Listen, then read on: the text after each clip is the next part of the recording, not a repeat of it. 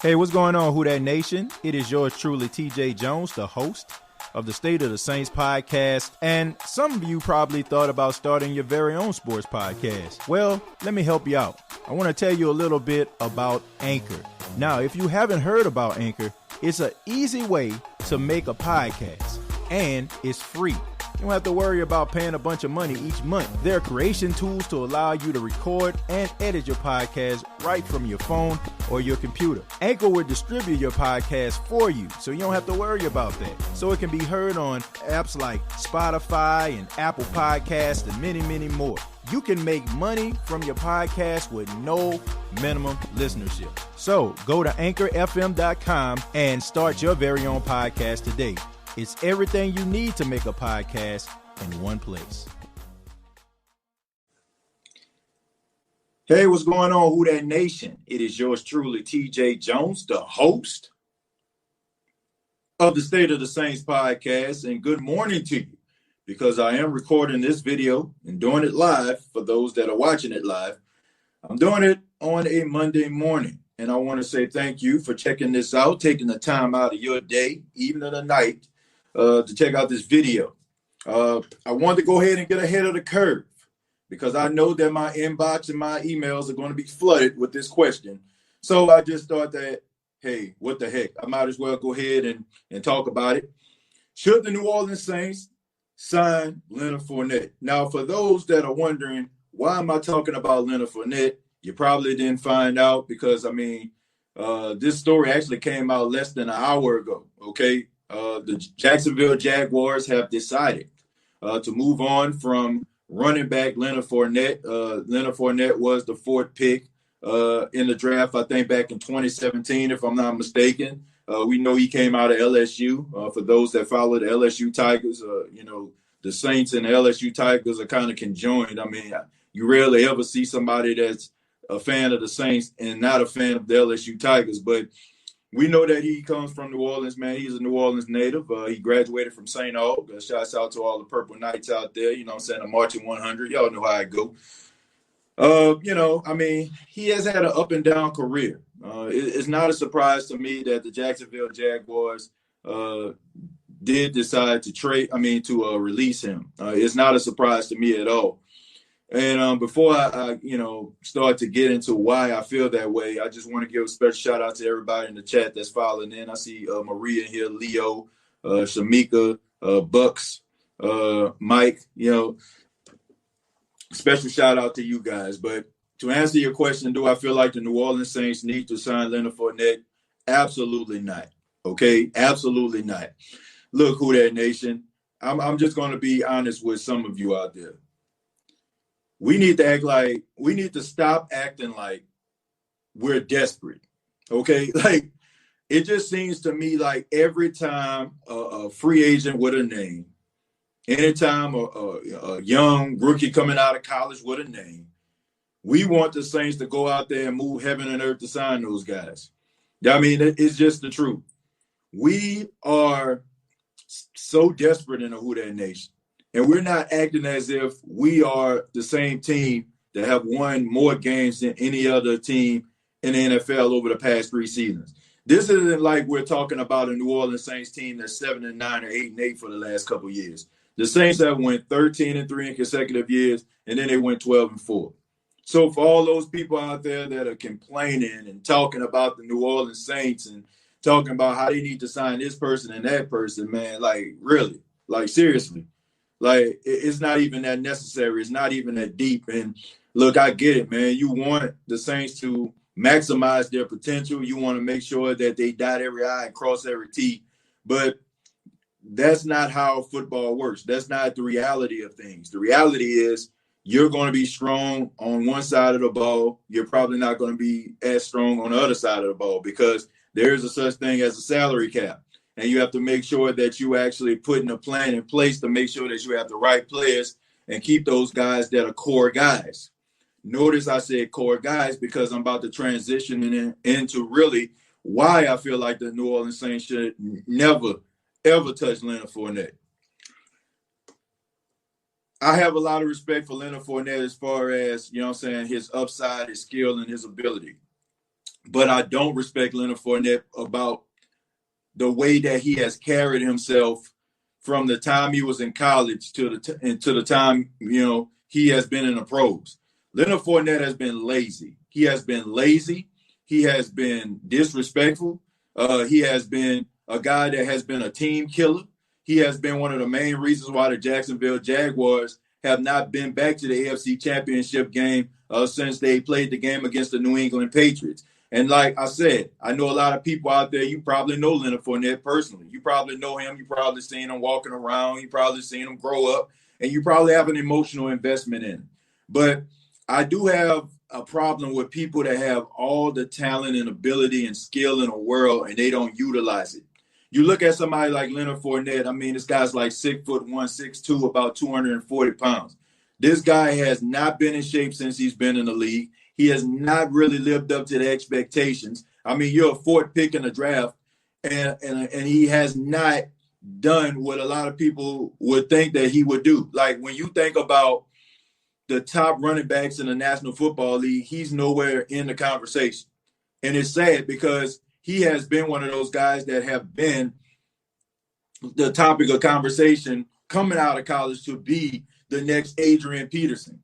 And when you look at somebody like Adrian Peterson, the fact that Adrian Peterson came out of Oklahoma and was arguably one of the best running backs we've seen in years. And he not only lived up to expectations, but he exceeded expectations. That guy he's a leader. That guy is a guy that you can say, man, that's the type of running back I would want my son to be like if he plays sports. That's the type of running back I aspire to be if I play that position. I don't get that from Leonard Fournette. Leonard Fournette has phoned in a lot of games. Leonard Fournette, I can go back to the time at LSU when they played in games against like Alabama, and it was Derrick Henry on one side for the University of Alabama, and it was Leonard Fournette. Leonard Fournette made a lot of business decisions in college, and he made a lot of business decisions in the pros too. I just feel like he just wouldn't be a good fit, okay? And I feel there's a such thing as you need locker room leaders. You need locker room peace, so to speak, okay? You need guys in the locker room that are good core guys that you don't have to worry about or that are going to be in the news, that are going to be causing division inside of the locker room. And that's what I get out of Leonard Fournette. And look, I know Leonard Fournette, he is just as talented as all the other running backs in the league that are being mentioned, the McCaffreys, the Derrick Henrys, the Alvin Kamaras, the Ezekiel Elliott's. He is that type of talent, okay? He deserves to be in the upper echelon. You know what I'm saying? I will even throw Saquon Barkley up in there as well. But he has not lived up to expectations. And people can get mad all they want to about, what I'm saying, but don't take my word for it. Just go look at the timeline. Go look at the timeline. But I'll say it again, and I'm saying it with my whole chest. We need to stop acting like we desperate in a Who Dat Nation. Every time somebody goes out and get cut, somebody get released, some free agent with a name, all of a sudden we need to sign him. We need to sign him. Like, come on, man. The Saints are 13-3. Knock it off. The Saints only just needed a few pieces in place in order for them to get over that hump. And a lot of the time where the Saints couldn't get over the hump, some of the guys that are coming back this season weren't there. There was no Sheldon Rankins. There was no Marcus Davenport. That's why, I don't understand the fact about us trying to go out here and get Jadeveon Clowney, trying to get all these other free agents out here who we don't have the money for. And if you follow something I like to call a salary cap, we won't even be having these type of conversations.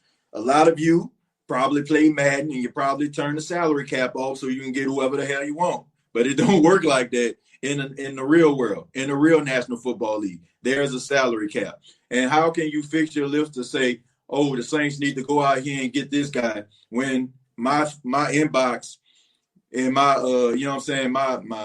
my emails have been flooded with, are we going to sign Ramczyk? Are we going to sign Williams? Are we going to sign Kamara? Are we going to sign Lattimore? So think about that the next time we're having these type of conversations, but absolutely not. I would not sign Leonard Fournette. He is not my cup of tea. And I feel like this should be a wake-up call to him and realize that, the NFL, there is a abbreviation out there, and it stands for not for long. And Leonard Fournette, I mean, he's trying to make it off what he did at LSU. But the reality is, man, nobody gives a damn what you do, when you come to the NFL. Nobody cares what you did when you were in college. But if you want to be honest with yourself, Leonard Fournette, he did show flashes on the field, but he wasn't just this super dominant running back in college. I mean, yeah,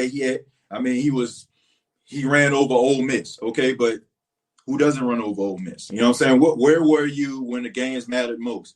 Where were you when your team actually needed you in some of these bowl games? And I understand, I know what some people are going to say, well, he had to think about his future with the draft and everything like that. But, sometimes you have to look at players and some of their actions, it can kind of tell you what type of player they're going to be in the future. Okay, it'll tell you what type of player they're going to be in the NFL. I don't think it's a coincidence that people like Jadeveon Clowney, who for some apparent reason Saints fans want, this guy at South Carolina phoned it in a lot of games, and all of a sudden, you look at him in the NFL. I mean, what are you, about 4 or 5 years into it, and he's still out there on the open market. I mean, sometimes, we look at certain stories and we like see guys sitting out, and we see guys, missing games, and we just think, oh, man, they just making business decisions. But, I mean, just look at it. Proof is in the pudding sometimes. I'll go ahead and read some of the chat here. Mike says, watch Tampa, though. I could see them getting – yeah, I can see them going there. I can. I already mentioned that on Twitter, as a matter of fact. I just put that. I said Seattle. I said I can see him in Seattle, or I can see him I can see him in Tampa. I did mention that. Mark says Kamara was always able to catch DB slipping. Yeah, man, Alvin Kamara is a beast. I'm sorry my hand in the way, folks, but I'm using my phone. So let's see. It's all about entertainment. The Saints should stack the deck and sign the man. I totally disagree with that, but I mean, you're entitled to your opinion. I mean, why would the Saints end up getting a guy for the last couple of seasons been hurt? Why would the Saints go out here and get a guy who can't control his emotions and and getting into fist fights and getting suspended? Why would the Saints want to get a guy who constantly shows up late to practice? Why would a guy, why would the Saints want to go out here and get a guy who puts himself first and not the team first? Why? I'm just saying, because what he did in college, or because he can be dominant? Well, I got this hand sanitizer right here. I can push this button right here and access hand sanitizer, but I won't right now because I don't have to. So, I mean, we're doing this basically on potential. And right now, I hate to say it, man, Leonard Fournette hasn't done enough for me to be out here talking about, oh, man, we need to get him. I mean, I'm sorry, but he hasn't done enough for me. I mean, we're basically anybody, I feel like, that's saying that we need to get Leonard Fournette right now, it just is because of nostalgia purposes. Like, you just like the guy, he went to LSU. Oh, he a beast. Like, come on, man. Like, knock it off. Like, man, that dude, like, right now, in my opinion, he a team killer. Tremaine says sometimes players only perform when they are happy with their environment. I would at least try him for a year just to see his performance. Man, Tremaine, I'm about to break it down for you, man. I can't take that. I respect your opinion, but me personally, I can't take that. When your team is dominant and, you're leading the league in sacks and you have, your team is known as Saxonville, and they're actually leaning on you. You're being the bell cow. You are the guy, okay? Think about this. If you are a player in the National Football League, the one thing that you want is to be one of the main reasons why your team is successful. For all my people that ever played organized sports, you wanted to be that guy. Rather it was you playing basketball and you working on those three-point shots in the park, you wanted to be the guy that the team can lean on in clutch situations to shoot that three, to make it, to give your team that lead or give the team the win. If you played football, whatever position that you played, you wanted to be the deciding factor to help that your team be successful, to get over that hump, if you will. Leonard Fournette was the bell cow back. Can we all agree that Blake Bortles was a bust? Okay, Blake Bortles couldn't hit the back of a barn door. He couldn't hit water in a boat. Okay, so the fact is, Leonard Fournette was the guy that the Jacksonville Jaguars leaned on. Tom Coughlin, who was the president of operations, drafted Leonard Fournette so they can have a power O offense. You know what I'm saying? Running the football, controlling the time of possession, and playing good defense. I'm sorry, but the fact of the matter is this. He was the guy. So what in the world do you have to complain about? You were the fourth pick in the draft. So what do you have to complain about? So I'm telling you, we can say, oh, man, it's about environments and he wasn't happy and all that kind of stuff.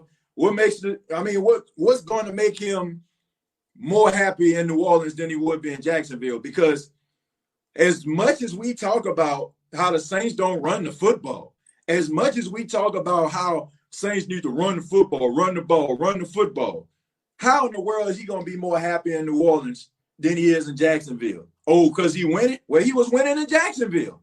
They were winning. They were a game away from the Super Bowl. So how much happiness can the Saints generate for Leonard Fournette? Oh, he back at home. He around people that he recognized. That still ain't going to be enough. You can say what's up to your boys all you want to, okay? But at the end of the day, when you hit the Superdome and you only getting about 9 or 10 carries, I mean, how happy is he going to be? It takes a special type of human being. It takes a special type of player to play in the New Orleans Saints offense. I don't think people understand this.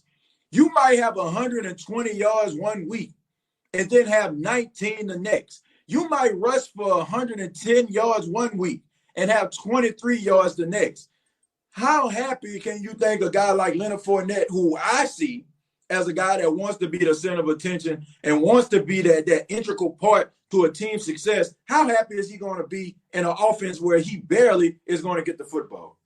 So, Jermaine, you know what I'm saying? I understand what you're saying. I feel you. You're entitled to your opinion, but I'm saying I don't know if New Orleans will bring him the type of happiness that a team that was willing to give you the ball 20, 25 times a game to prove to the NFL, to prove to all the sports media people out there that you are the guy, and you have not lived up to expectations. So I'm sorry, but I don't think that's what it is. Jerry says, remember the Joe Burrow Express. That didn't happen. Same with the Fournette Express. Same scenario. Yeah. I don't know, man. I just feel like a lot of things with Leonard Fournette, I mean, his whole entire career, his whole entire life, he has been catered to. And maybe, you know what I'm saying, I don't know. Like, I'm sensing a lot of Vince Young up in this thing. Like, I'm serious. I'm sensing a lot of Vince Young. You know, like Vince Young, I mean, lived in a Houston area. People singing his praises. Oh, Vince. Oh, Vince. You know what I'm saying? He go to the University of Texas and single-handedly bring a national championship to Texas, beating the USC Trojans. Oh, Vince. Oh, you know what I'm saying? He ended up getting drafted. You know what I'm saying? Going to the Tennessee Titans. People bowing down to him. He was Rookie of the Year. Just like Leonard Fournette. You know what I'm saying? He wasn't Rookie of the Year, but he had a really good season. And then all of a sudden he just fell off the face of the earth because people started to criticize him, because people started to hold him accountable for some of his actions. I'm sensing a lot of Vince Young here. Some players, folks, you know, they need somebody to be patting them on the back and telling them how great they are. And when people aren't, they don't know how to react to it because that's how it's always been their entire life.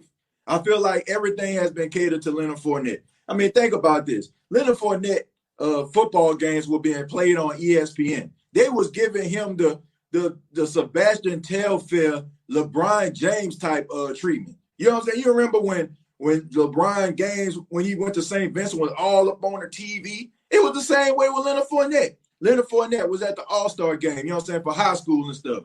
That was on national TV. A lot of the games where he played at LSU, even though at this time, as much as I like LSU, they weren't, you know what I'm saying, the LSU that we see right now. They were like middle of the pack when it comes to the SEC. But the games were still on the TV. So the thing about it is, he's always been in the limelight. So now you go to a team that has been a struggling franchise. You go to a team where people aren't going to be holding your hand and telling you how great you are. They expect results. They pick you number 4 in the first round of the draft, and they hold you accountable. Now, all of a sudden, You know what I'm saying? Like, what happened? You know what I'm saying? Like, you getting mad because they holding you accountable? Because these people want a return on their investment, and they not, you know what I'm saying? They not understanding the fact that you showing up late. They not understanding the fact that you want to get in fights on the sidelines. Like, give me a break, man. Give me a break. And anybody watching this probably think I don't like the dude. I like him. You know what I'm saying? I want to see him succeed. But I'm only going by what I see right now. And right now, I wouldn't want him nowhere near my team. I wouldn't. Leonard Fournette has to learn to be a leader. He has to. He has to learn to be a leader, and he definitely has to learn to take, you know what I'm saying, to be able to, he has to learn how to take accountability. He has to. Mike says, I'm very impressed to hear what our defense is doing this year and all the talk in training camp. Also, TJ, you hear about Drew completing a deep ball in the light scrimmage. Yeah, I heard about that. You know, I heard about that. He threw a couple of 50-yard passes or whatever like that, 50-yard bombs down the field. Yeah, I heard about that, you know, but I need to see it in real time. You know, like it's one thing, a guy standing stationary, nobody going to hit you, and you throw the ball down the field. And, you know, I do think that it's impressive. I don't want nobody to be like, man, he hating on Drew Brees, man. He don't like Drew. Like, man, I love Drew. Okay, but I need to see it in real time. Chris says, we're going to be real nasty this year. Can't wait to see ID this year. Yeah, me too. I'm looking forward to that. Hopefully they can be able to channel what we're hearing about it, or the videos that we're seeing. Hopefully we can see that in the regular season. LSU is different from the time he was there. LSU is a passing football team now. Yeah, that's true, Donald. They are a passing football team now, but at the same time, they were a running team when he was there. And what does he play? He plays running back. So, I mean, it was catered to him. The offense of the LSU Tigers was catered to him. So, I don't know. Jermaine says, TJ, that's true. We sometimes forget how young these athletes are. They're under 30. Sometimes you don't learn that people may harshly criticize or may never like you until about 26. Jermaine, I mean, that's true, man. These guys are young. You know, they are young. And I can only imagine, man. Just imagine you go from probably having $150 in your account that your mama probably spent, you know what I'm saying, gave you her last. You wake up one morning, all of a sudden you got 1.5, 10.5, or $20.5 million in your bank account. Like, I can understand the emotions that you have to be going through, you know what I'm saying, in order for that to be happening in your life. But at the same time, man, you have to learn how to grow up. You know, you got to learn that, you know, teams are expecting you to be professional. Like, I that's why I have a lot of respect for people like Saquon Barkley, man, who came out of Penn State. Saquon Barkley is a guy who was dominant in college. You know what I'm saying? For the most part, he does his thing in the pros. And he's a leader, man. There's a reason why he got a C on his chest in his second year. You don't see Saquon Barkley out here, you know what I'm saying, like, you know, just trying to be the center of attention. Most of the time, you know what I'm saying, he don't even really celebrate inside the end zone. And I'm not saying because you celebrate in the end zone mean you're not a leader. What I'm saying is the guy, you know what I'm saying, understands, like, he has to be the leader. He understands that, you know, he don't have to be the center of attention, that he can't be a team player and stand out at the same time. You know, so I don't know, man. Some of those guys come into the league learning that or have learned it already. And then you got other guys who still got that look at me type mentality and want to floss and flex on everybody, you know what I'm saying, which, you know, eventually, hopefully, you know what I'm saying, they kind of cool down from that and realize that you don't have to do that in order for you to be noticed. Donald says, Leonard Fournette is a down hard running back, not pass catcher, great power back like a truck. Yeah, that's why I feel like he needs to go into an offense that is going to cater to his skill set. And also he needs to go into a locker room where they already have leaders. See, this is the thing about the Jacksonville Jaguars. Yeah, they had great guys and NFL man of the years like Calais Campbell, but I mean, besides Calais Campbell, I mean, who else did you have in there? A lot of those guys were young. They came into the league at the same time, and they're learning to be professionals. You know, they're learning to be professionals at the same time. So you don't have a guy that can kind of help you through the process. I mean, who is Leonard Fournette going to look at? TJ Yeldon? You know what I'm saying? Like, who is he? I mean, honestly, he's the reason why, like TJ Yeldon is the reason why Leonard Fournette is there, because, you know what I'm saying, he can't really do his job fully. So who can they really lean on when you got all those young players on the team?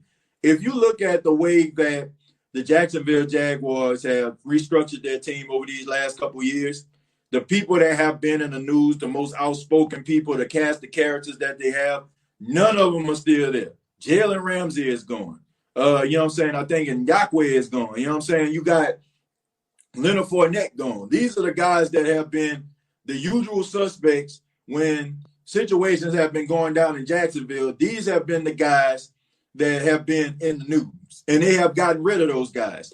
And look no further than the Saints a couple years ago, right? The Saints had a toxic locker room. Do y'all understand that? Who that nation? The Saints had a toxic locker room, from Junior Gillette, from Brandon Browner, from Brandon Cooks. You know what I'm saying? Like, all those guys that were in the locker room causing trouble, you know what I'm saying, causing whips. It got to a point, if you go back, I encourage you, check it out on YouTube. Go look at Drew Brees on the Rich Eisen show. Talk about how he thought about retiring after the 2016 season because of the locker room and the bad apples in the locker room. Like, go back and look at it. Don't take TJ Jones' word for it. Go look at Drew Brees, the leader of your team. I go back to say this. You need a balance in the locker room, folks. And when you have a bunch of young guys learning to be professionals together, that's a recipe for disaster. That is one of the reasons why I am happy that the Saints actually restructured their locker room. And if you look at the Saints locker room, it's almost like a revolving door of leadership that is taking place here, right? So let's just say, for example, when Drew Brees retires, you know you have a leader like Demario Davis. Why? Because when Drew Brees was hurt for 5 weeks and he wasn't around the team, who was in the middle of the circle talking about we prowl, we eat, we kill? It was Demario Davis. Who was taking over leads in the interviews? It was Teron Armstead and Cam Jordan. You have to say that you have to be proud. You got to be proud at what you feel the New Orleans Saints is going to be in the future from a leadership standpoint, from an accountability standpoint. You know, once Drew Brees decides to hang up the cleats, you got Demario Davis. You got Cam Jordan. You got Teron Armstead. You got emerging Michael Thomas. You got emerging, you know what I'm saying, Lattimore. You got guys that are starting to learn how to be leaders, that are falling into that leadership role. So once Drew Brees is gone, you got another guy that can step up, and so on and so forth. The Saints have built a chemistry and you know what I'm saying, and a kinship inside of their locker room that the Jacksonville Jaguars wish they could have. Doug Marrone had to get rid of those guys because his message was going on deaf ears. Because those guys were not team guys, in my opinion. They were me guys, okay? And when they look at a team like the Jacksonville Jaguars, they look at a team that has been a struggling franchise over the past 15 years, and you drafted me. So I, not the team, so I can change the culture of the team. And when you have guys like that in your locker room, it's only a matter of time before you're picking in the top 10 in the draft. So that is the main reason why I'm saying this, folks. It's not always about talent and skill. It's about what type of human being you're bringing into this locker room. Because you can have all the skills in the world, but it's only a matter of time before those apples inside of that locker room start spoiling the bunch. Before sides, you know what I'm saying, for battle lines have been drawn. I'm on this side, on that side. It's only a matter of time. So why cause yourself that type of trouble by bringing people like that into the locker room? Save yourself the time. Save yourself the drama. Period. You have to get the bad apples out to have a great team. That's true. William, I mean, you hit the nail on the head, my brother. You got to be able to get rid of those bad apples. Like, it's not always about talent. It's not always about that, folks. Like, I mean, there's so many guys that are talented, man, but they can't get out of their own way. They can't get out of their own way from reaching their full potential. Okay? You got to be able to be a leader. You know what I'm saying? Teammates are going to have to be able to tolerate you. And everybody, you know what I'm saying? Like, everybody got an ego in the NFL. It's true. All of them got an ego. Anybody saying, oh, man, you know, this person, man, they unselfish. Man, please. If you're great, you're selfish.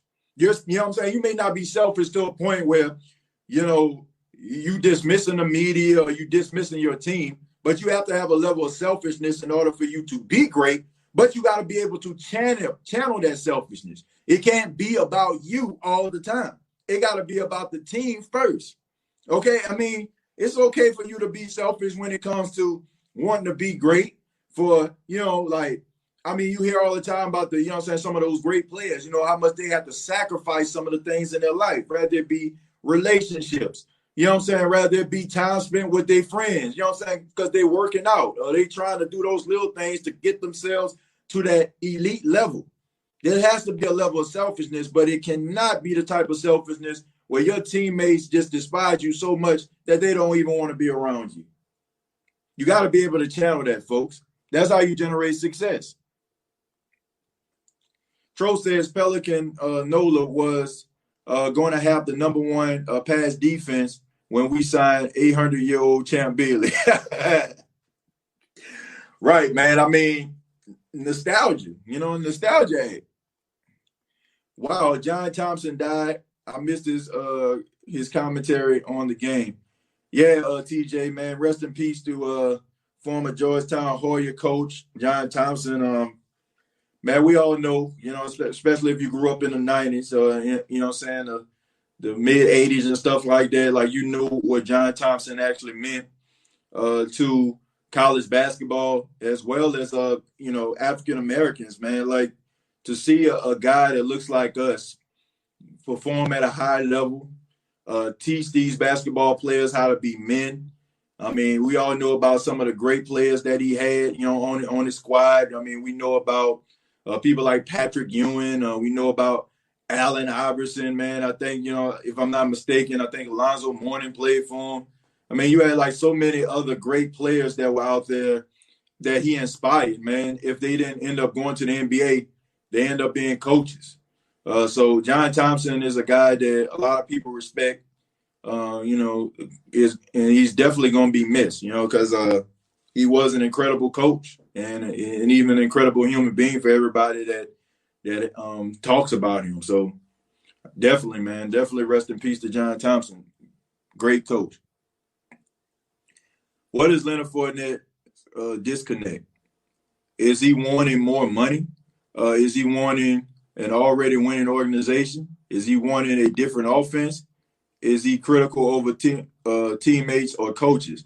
You know what, Jermaine? I don't know. I don't know what his problem is. I really don't. I don't know what his problem is.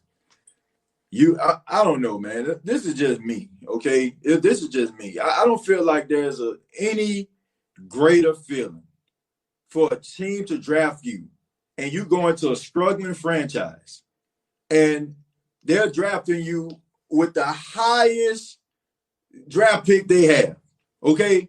The fourth pick in the draft. They are choosing you to change the narrative about what people think about Jacksonville Jaguar football. I mean, me personally, man, like I would wear that as a badge of honor. And I definitely would try to do everything in my power to be that catalyst for change. I mean, I don't know, man. Like, that's just me. But sometimes people don't look at it that way. They look at it like, man, they need me. You know, like, man, y'all want nothing without me. They go David Ruffin on you. You know what I'm saying? Like, for those that never checked out the Temptation movie, David Ruffin was a guy that the Temptations ended up signing to them once their lead singer got into it with one of the people inside of the group, right? And David Ruffin came in. And when David Ruffin came in, they got their very first number one hit in My Girl. Then all of a sudden, David Ruffin just lost his mind, started telling them it's about me, started showing up late, wanting the spotlight on him. You know, like, you cannot be a David Ruffin. You know what I'm saying? In an organization that involves temptation. You know what I'm saying? Like, you can't do that. You cannot be David Ruffin. Okay, you cannot live your life like David Ruffin. You know what I'm saying? Like on the field or off the field. You know what I'm saying? But seriously, man, like you cannot have this like type of arrogance about you, like it's all about me. You know, you can't. It's not gonna happen, man. Like you're not gonna win anything. It's a great honor for a team to select you that high. And you know, I would. I don't know. That's just me. I guess it's just the pride in me or whatever. I don't know. Have a question, TJ. Why Malcolm Jenkins and Alvin Kamara not practice or they think about sitting this year? Nah. It's nothing like that, Mike. It's nothing like that. You guys understand. Malcolm Jenkins is old. You know what I'm saying? Like if you want to like look at football years, he's old, man. And the Saints want to make sure that, you know, they're careful with him. And the thing about Malcolm Jenkins, this isn't like you're talking about Saquon Hampton or something like that, a guy who needs reps in order for him to get better. I mean, he's a quick study. Malcolm Jenkins is a quick study. I mean, I don't think there's an offense that he hasn't seen. And I think the Saints understand that. I think they understand that they drafted him, so it's not like they don't know his tendencies or who he is as a person. So I think that was more of a business decision, if you will. As far as Alvin Kamara, man, I will say this. One of the reporters asked Sean Payton. They asked him, you know, is Alvin Kamara sitting out having something to do with injury? He did not confirm nor deny that it didn't. So, I mean, take it for what it is. Maybe he's dealing with something. Maybe it's something nagging. I mean, I know he had a stomach bug a couple of days ago. You know what I'm saying? But I don't know, man. But I think we all know what Alvin Kamara is too. So I think by Alvin Kamara being out, it helps guys like Latavius Murray and Ty Montgomery get reps. So I'm not mad at that, as long as he's there for week one. TJ says, what are you saying about Fournette? Seems to be a pattern with players coming out of LSU. TJ, what I'm saying about him is he needs to grow up. I mean, he needs to grow up and understands the magnitude of the responsibility that has been presented in front of him. I mean, it's just as simple as that. Like he has a lot of growing up to do. And I think that the Jacksonville Jaguars tried to shop him around before they actually decided to waive him. And nobody wanted to pick him up. And if that ain't humbling, I don't know what is. So that is like teams, that's like your team, as well as other NFL teams telling you, we need to see more out of you.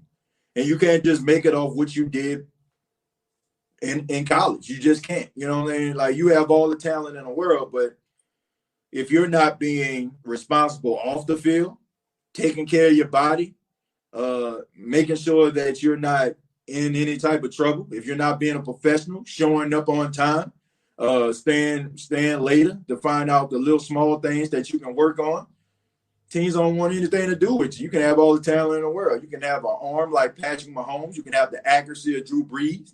You can have the tackling, breaking ability of a Derrick Henry.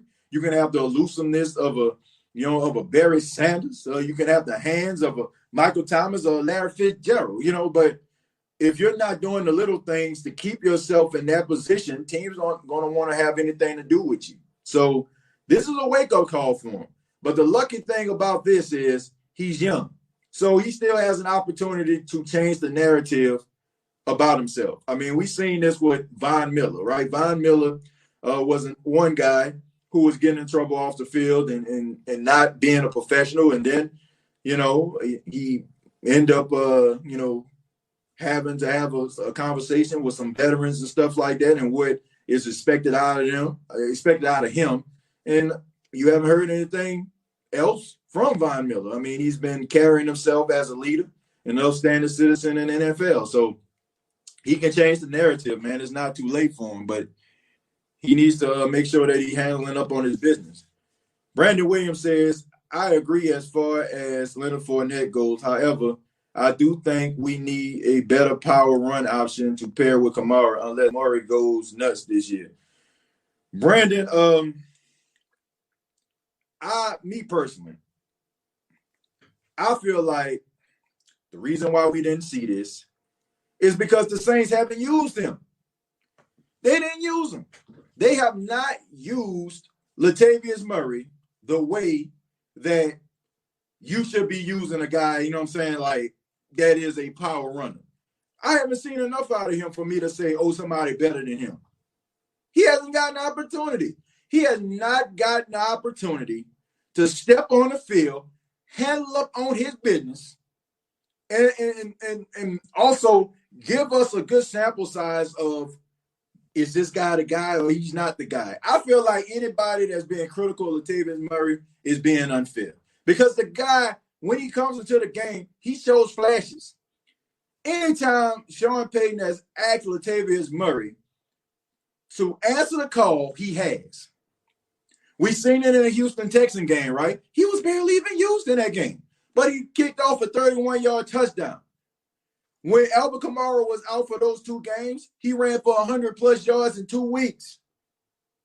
So anybody that's saying that Latavius Murray may not be the answer, I would have to say, when was the question asked? Because he didn't get the opportunity to show us anything. If Latavius Murray was to be a part of the offense, if he was to go out there and be a part of the offense, and he got to a point where, you know, he wasn't doing the job, then we can be like, man, I think we need to go another route. But we haven't seen enough. Like, we basically just going off the fact that he's been on the sidelines. And that's not his fault. Anybody that's been following Latavius Murray since he's been in Oakland, you know. If you get this guy an opportunity, he's going to seize the opportunity. So I can't take that. I really can't.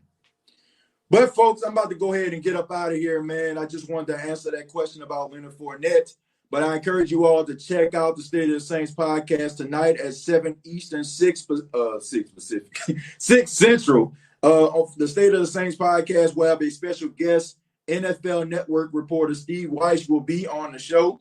And on this show, we're probably going to be talking about the Saints, but I'm really going to be asking a question about the NFC South and other things going on in the NFL, you know what I'm saying? So if you are a fan of the New Orleans Saints, and I know you have some people that follow the State of the Saints that's not a fan of the New Orleans Saints, you can check it out, man. This is going to probably be one of the most universal interviews that I've done due to the fact that, I mean, he worked for the NFL Network, so he has more clarity about different teams.